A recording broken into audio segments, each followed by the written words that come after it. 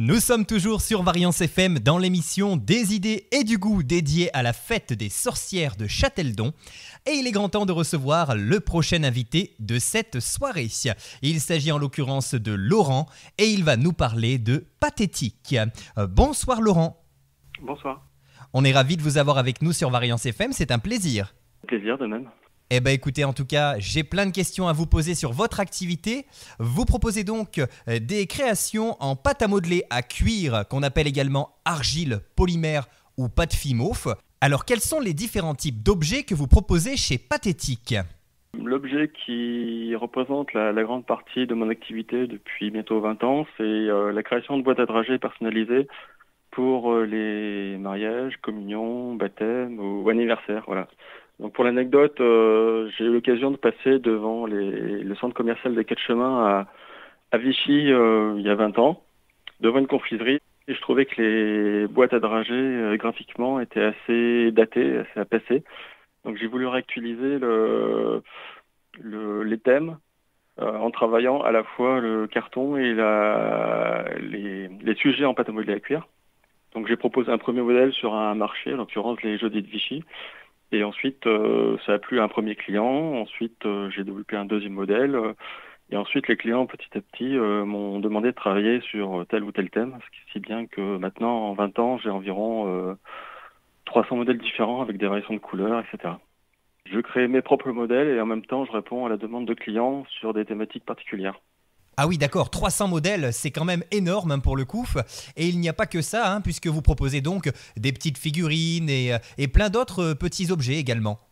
Voilà, donc je propose aussi les sujets seuls si les clients souhaitent les coller sur des supports autres, type bonbonnière en verre, en plexiglas, sur des supports de leur choix. Et donc je propose aussi des porte-photos, des marque-places, des sujets pour pièces montées, toujours pour les cérémonies.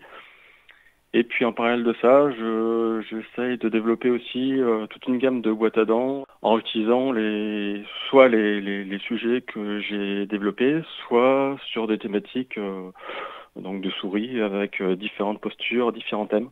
Voilà. Et je propose également une grande gamme de figurines en boucle d'oreille. Donc c'est les mêmes figurines que je propose en plus grande taille, mais là en toute petite taille, donc des figurines qui font 1 à 2 cm. D'accord, oui, donc il y a vraiment une très grande diversité chez vous et on en trouve pour tous les goûts en fait. C'est ça, moi, j'ai mon propre imaginaire, mais je fais confiance aux clients depuis des années pour me donner des thématiques dont j'aurais pas eu l'idée. Et ça me permet comme ça d'avoir un panel assez varié et en principe les modèles qui ont plu à un premier client plaisent à d'autres. Donc ça me permet de me renouveler assez régulièrement.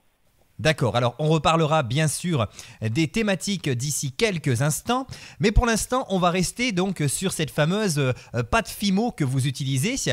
Quels sont donc les avantages et les inconvénients d'utiliser une matière comme celle-ci ? Alors c'est une matière qui est très facile à travailler, très agréable, qui a une texture à peu près de la pâte à modeler classique pour enfants, si ce n'est qu'il est possible de la cuire. L'avantage, je dirais, c'est la variété des couleurs. Donc j'ai toute une gamme de couleurs primaires, comme la peinture, que je peux mélanger ensemble pour obtenir différentes teintes, pastels, etc. Et puis l'avantage aussi, c'est que je cuis à basse température, à 110 degrés, ce qui me permet d'avoir un matériel assez rudimentaire. En fait, j'utilise un mini-four classique, électrique, pour cuire à 110 degrés, un cutter, un scalpel, une plaque de carrelage et puis quelques outils d'embossage. Donc c'est des outils avec des petites billes en métal pour les empreintes des yeux, juste comme ça. Et puis voilà, une machine à pâte et quelques emporte-pièces quand j'ai des choses plates à faire. Mais bon, au niveau matériel, c'est très rudimentaire. Donc c'est une matière qui est très agréable à travailler, un petit peu élastique, donc qui est plus facile à travailler que l'argile. Puis l'avantage, c'est qu'on peut cuire en plusieurs fois. Si j'ai des personnages que j'ai besoin de cuire en plusieurs fois pour faire différentes étapes, pour éviter d'écraser le sujet au fur et à mesure de la construction. Et donc, ça me permet comme ça, contrairement à la céramique où on cuit en une seule fois, de faire différentes étapes. Et l'un des inconvénients, j'imagine, c'est qu'une fois que la cuisson est faite, on ne peut plus vraiment revenir sur l'objet et le retravailler. C'est peut-être un petit peu compliqué. Ouais, enfin c'est le critère qui est commun à toutes les céramiques, donc de ce côté-là, c'est pas un problème. Vraiment, l'avantage, c'est la diversité de couleurs. Et puis l'avantage, c'est qu'on peut travailler des choses très très fines, hein. Je fais par exemple, les empreintes des yeux pour les boucles d'oreilles. J'ai des pupilles qui font peut-être un demi-millimètre, voire quelques dixièmes. Donc c'est vraiment très précis. Alors justement, puisque vous parlez de choses très très fines, est-ce qu'il vous arrive parfois de rajouter un petit coup de pinceau par-ci par-là pour faire quelques détails, ou est-ce que vous utilisez uniquement cette fameuse pâte Fimo? Alors le moins possible, je fais quasiment tout à la main, en pâte à modeler, y compris les pupilles des yeux. Donc je vous dis des choses très très fines, hein, qui sont la taille d'une pointe d'épingle. Il m'arrive de faire quelques détails avec une peinture à maquette, par exemple, pour des petites taches, etc., qui me semblent plus esthétiques à la peinture. Mais à 99%, je travaille uniquement avec la pâte à modeler. D'accord. Et alors du coup, quelles sont les thématiques qui reviennent le plus souvent dans vos créations? Quelles sont finalement les différentes catégories de personnages qu'on retrouve chez vous? Alors les thématiques, en fait, elles sont variables depuis que j'ai commencé. C'est lié aussi au fait que je n'avais pas évidemment autant de modèles il y a 20 ans que maintenant. Au départ, c'était surtout les animaux de la jungle, les moutons.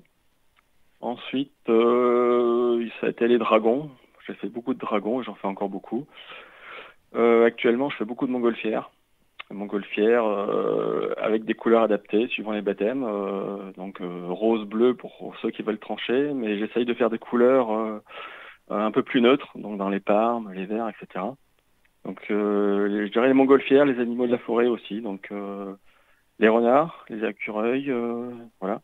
Et puis après, j'ai des thématiques régionales, donc je fais beaucoup de bretonnes, d'alsaciennes, des basques aussi. Voilà. Et est-ce que vous avez des petites créations auvergnates également? Oui, alors depuis peu, Auvergnat, je vais me fâcher, je vais dire bourbonnaise, parce que j'habite à Quinssaines, près de Montluçon, donc on est dans l'Ouest allié. Et j'ai eu l'occasion d'exposer sur un marché artisanal au mois de mai à Saint-Victor, qui est le chef-lieu d'un groupe folklorique. Donc j'ai eu l'idée de créer des petites bourbonnaises avec un chapeau à deux bonjours. Donc j'essaye de développer aussi cette thématique. D'accord, eh ben écoutez, c'est plutôt chouette.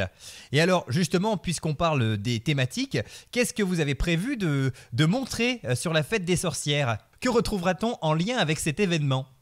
Alors j'ai déjà beaucoup de sujets qui n'ont rien à voir avec les sorcières parce que j'ai à peu près 300 modèles différents. Alors j'ai pas forcément 300 modèles en stock pour la journée de vendredi, mais j'en ai beaucoup. Et ensuite j'ai travaillé pas mal sur le thème des sorcières, donc avec différents supports, boucles d'oreilles, boîtes à dents, des petites figurines individuelles, donc des toutes petites figurines qui font 3 cm, des plus grandes qui en font 6. Voilà, puis des choses à suspendre aussi. Et est-ce qu'on peut éventuellement venir vous voir sur la fête pour créer directement sur place un petit objet personnalisé? Ou alors est-ce qu'on fait la demande et vous le créez un petit peu plus tard? Alors non, je ne crée pas sur demande parce que ça demande un peu de réflexion en amont. Mais par contre, j'ai regardé la météo, il va faire assez beau et doux. Donc j'ai prévu, comme j'en ai d'habitude sur les marchés artisanaux, pardon, de modeler sur mon stand. Je le fais régulièrement, sauf sur les marchés de Noël quand il fait trop froid, mais je modèle directement sur mon stand de façon à bien montrer aux gens que je conçois tout de A à Z en pâte à modeler, à la main. Et ça leur permet aussi de se familiariser un peu avec ma technique. D'accord, ce sera l'occasion de découvrir votre travail. Et alors, est-ce que vous vous fixez des codes au niveau de vos créations, notamment au niveau de la couleur ou du design? Ou alors est-ce que vous laissez libre cours finalement à l'imagination à chaque fois? Alors, je dis souvent quand on me pose la question par rapport à l'origine de mes créations, je fais partie de la génération des années 80 qui ont été baignés dans les dessins animés, la japanimation, etc. Et donc, je pense que une grande partie de ma créativité vient de là. Et j'essaye de faire des objets qui, évidemment, répondent à mon imaginaire. J'essaye d'avoir des couleurs assez bien assorties, donc je fais attention à pas mettre n'importe quelle couleur ensemble, évidemment, comme pour tout objet du quotidien, tout objet graphique. Et puis ensuite, Je modèle au départ mes sujets en ayant une idée en tête et régulièrement, au fur et à mesure du modelage, il m'arrive souvent de dériver et d'aller sur toute autre chose. Donc il n'y a rien de figé au moment où je commence le travail. D'accord.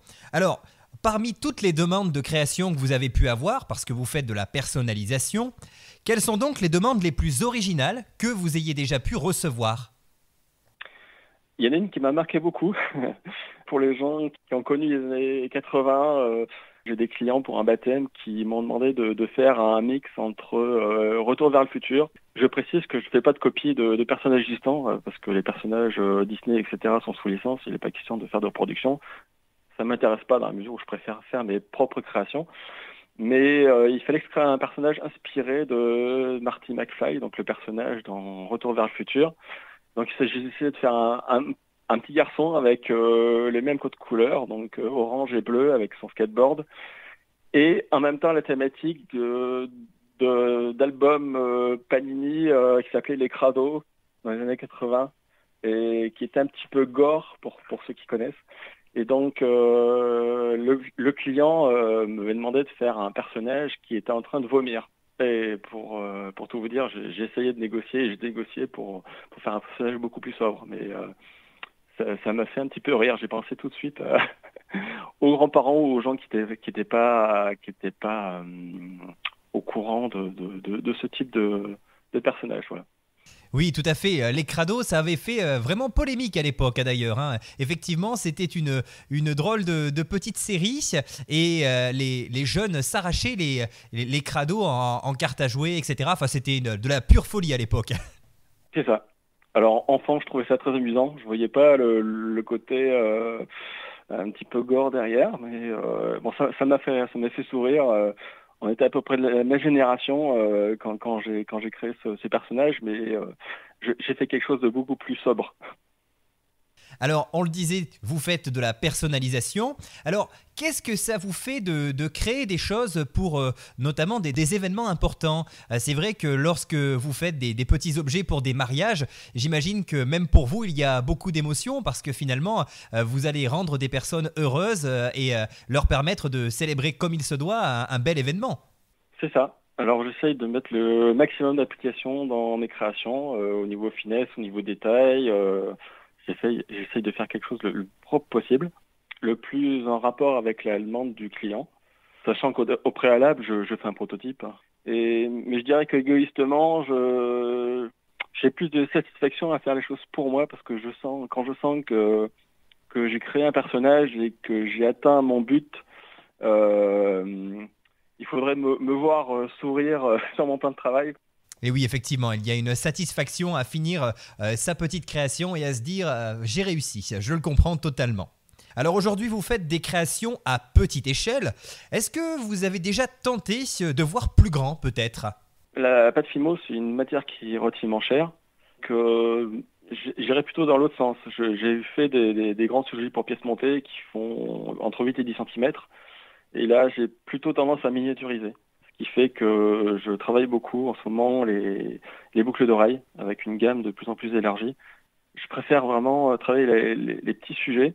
Et puis en plus, l'avantage, c'est qu'on peut travailler avec deux. Alors, je travaille essentiellement avec 3 doigts de la main, donc au final 6 doigts. Et c'est beaucoup plus facile, beaucoup plus agréable de travailler avec le bout des doigts qu'à travailler avec la paume des mains, ce qui est le cas dans les grosses pièces. Et oui, bien sûr. Par contre, j'imagine que ça demande pas mal de patience et de concentration parce que travailler des objets miniatures, c'est pas facile. Alors, j'ai plusieurs questions qui me viennent sur les stands. En général, les enfants sont interloqués, me demandent si c'est difficile et si c'est long. Ça, c'est vraiment les deux questions qui reviennent régulièrement.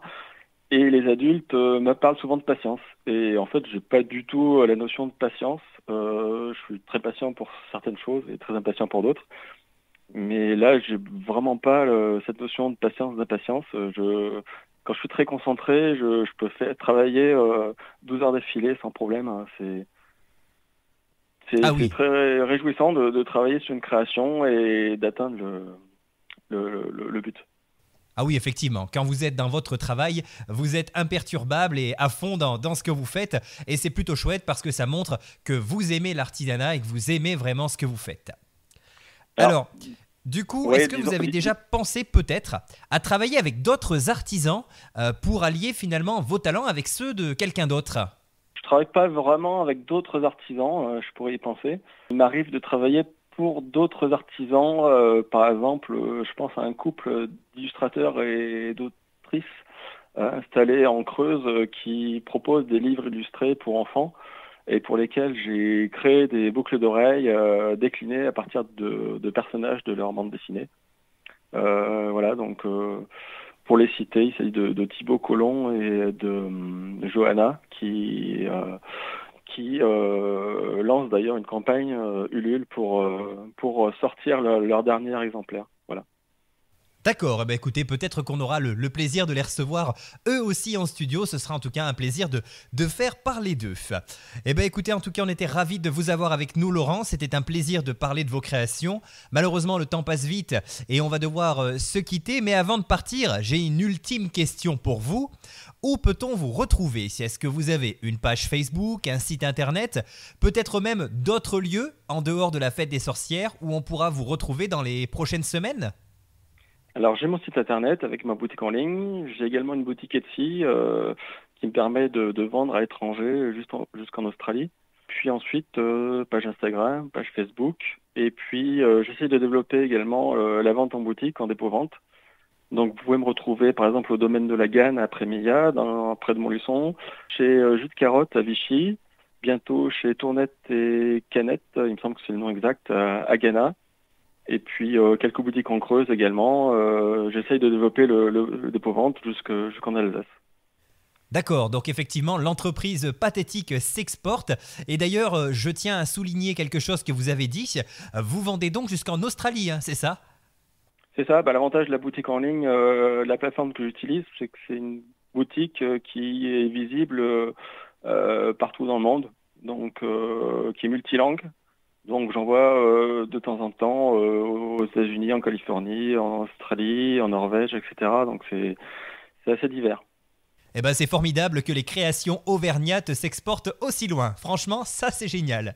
Bon, bah écoutez, en tout cas Laurent, merci beaucoup d'avoir pris le temps d'échanger avec nous. On va vous souhaiter une belle continuation. On vous retrouve évidemment ce vendredi à la fête des sorcières de Châteldon, avec le beau temps en plus. Donc franchement, ça risque d'être une très très belle journée. N'hésitez pas, chers amis auditeurs, à aller découvrir le travail de Laurent et tout ce qu'il a à vous proposer. Et puis nous, on espère vous retrouver très vite. Vous revenez quand vous voulez. Vous êtes le bienvenu sur l'antenne. Merci, je vous retrouverai avec plaisir vendredi à Châteldon. Et nous, sur Variance FM, on va bientôt se quitter. Et oui, cette émission sur le thème de la fête des sorcières de Châteldon s'achève. J'espère en tout cas que vous avez passé un bon moment avec nous. On se retrouve très vite sur Variance FM pour d'autres aventures radiophoniques, notamment dans 15 jours, puisque la semaine prochaine, je serai en congé. Il n'y aura pas d'émission de Des idées et du goût. Mais ce n'est pas grave, rassurez-vous, je vais préparer la suite des programmes avec toujours plus d'artisans et de créateurs à vous proposer. Bonne soirée à tous et à toutes et à très vite sur cette antenne.